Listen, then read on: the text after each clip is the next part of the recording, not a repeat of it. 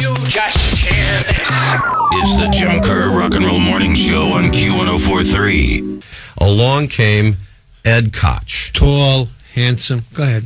Ed Koch made a lot of the tough decisions that put the city back on track, that helped create the New York City that we live in today. Right.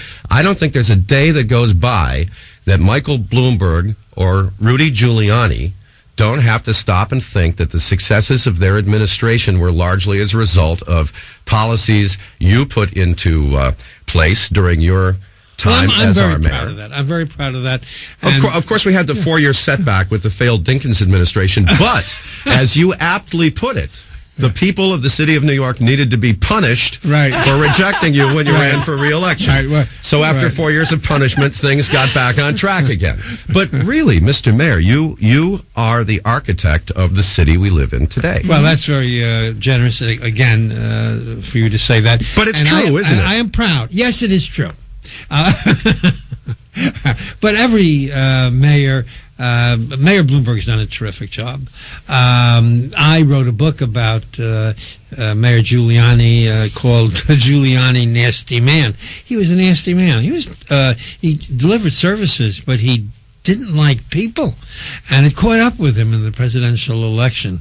I mean, he was so discredited in that election, left with his tail between his legs.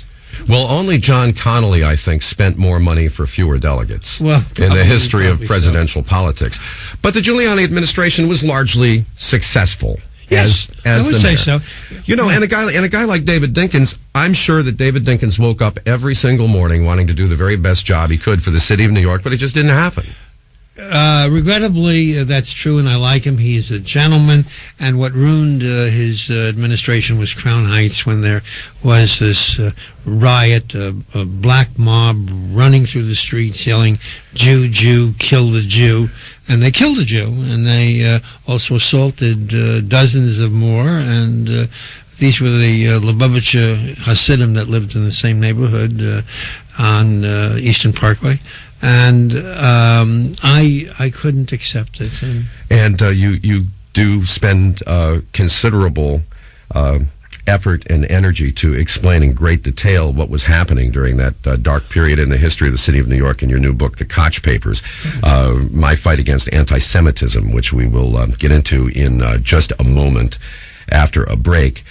First, Mr. Mayor, I saw you on TV yesterday. You were in Albany for Governor Patterson's inaugural. It looked like a very hopeful day in the state capitol. What was it like? Well, firstly, everybody was there, and it was. I'll tell you, it was very much like the feeling when I was a congressman and Nixon left and Ford came in, and Ford came to the House of Representatives to make a speech, and there was such energy and laughter when we had been so overwhelmed with anger and sadness when Nixon was still in authority. And in a way, it was similar. Not exactly the same, but similar. And I, as I say, I am a friend of Elliot's. I feel very sorry, particularly for his wife and his children, but he brought it on himself. Absolutely insane. He had a screw loose. Were you shocked? I shouldn't Did have you been. have a clue? No. You have to remember, this is the mayor who sponsored the John Hour on WNYC, which was owned by the city at the time. The mayor insisted that the prostitutes' customers have their names. That they were convicted, that they should be published, because they were ruining communities. This was street prostitution, ruining communities, and people coming in from everywhere, New York too, but a lot of from New Jersey and Pennsylvania. And I said the best way is shame. Just put their names in the media, but none of the papers, none of the radio stations would run the names, and so the New York Times condemned you for that idea. They ran an editorial. You were excoriated by that. Weren't they stupid? Well, you know, with Elliot Spitzer, Robert Morgenthau says he has suffered enough and he shouldn't be tried. I agree. Do you agree? Oh, yeah? Absolutely. I would think it would be terrible if they pursue Elliott any further.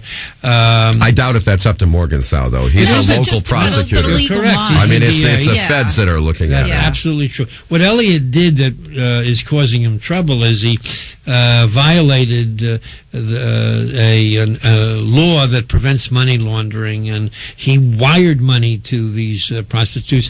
Why didn't he use cash? I know some lot of cash. offshore shell corporation. I don't get it. How He could had to know. How could he imagine? Well, of course, he helped to design some of those laws. I mean, how on earth did the man think he wasn't going to get caught? I guess he thought he exactly. was untouchable. Exactly. It's exactly that he thought he was immortal. We'll be back with Mayor Koch in just a moment. In his lifetime, the average male lion